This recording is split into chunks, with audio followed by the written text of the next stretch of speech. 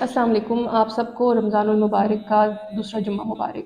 आज हम इसी बारे में बात करेंगे कि हम अक्सर दुनिया की जो चकाचौंध है और रौनकें हैं उसमें इस कदर खो जाते हैं कि हम अपने असल मकसद से भटक जाते हैं, और यही कुछ हमारे रमज़ान के साथ भी आजकल होता है। तो इसी हवाले से पहले तो आपको एक वाक़या सुनाती हूँ और फिर बताती हूँ कि मैं बात क्या करना चाह रही हूँ। इमाम मालिक अपने मामूल के मुताबिक मस्जिद नबवी में बैठकर रसूल सल्लल्लाहु अलैहि वसल्लम की अहादीस बयान कर रहे थे और उनके इर्द गिर्द मौजूद तुलबा सुन रहे थे। फिर एक शख्स ने चीखते हुए कहा, मदीने में एक बड़ा हाथी आया है। मदीने वालों ने इससे पहले हाथी नहीं देखा था, क्योंकि वहाँ हाथी नहीं होते थे।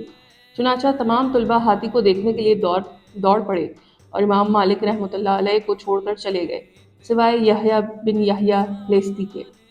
इमाम मालिक ने इनसे कहा, तुम उनके साथ बाहर क्यों नहीं गए? कि आप पहले हाथी देख चुके हैं?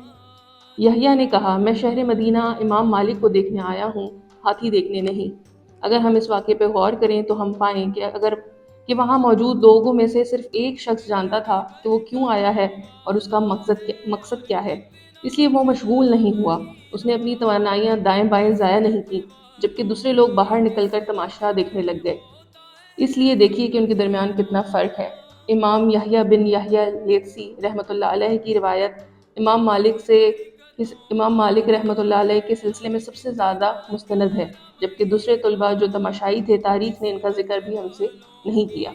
रमज़ान में भी हमें इसी किस्म के दो लोग मिलते हैं। एक वो लोग जो कि अपने मकसद को जानते हैं और वो जानते हैं कि रमज़ान किस लिए आया है, कितनी रहमतें और बरकतें लेकर आया है, और वो उससे पूरा पूरा फ़ायदा उठाना चाहते हैं। और एक वो लोग हैं जो कि अपना मकसद नहीं जानते हैं और जो टीवी चैनल्स पर चलने वाले प्रोग्राम्स, सीरियल्स और शोज़ में खो जाते हैं। मेरी आप सबसे ये इल्तिजा है कि इन हाथियों और इनकी चमक दमक से होशियार रहें और अपनी ज़िंदगी के असल मकसद को, कि अल्लाह ताला ने हमें इस दुनिया में किस लिए भेजा है और इस रमज़ानुल मुबारक को हमारे पास किस लिए भेजा है, उसको जानें और उससे पूरा पूरा मुस्तफ़ीद हों।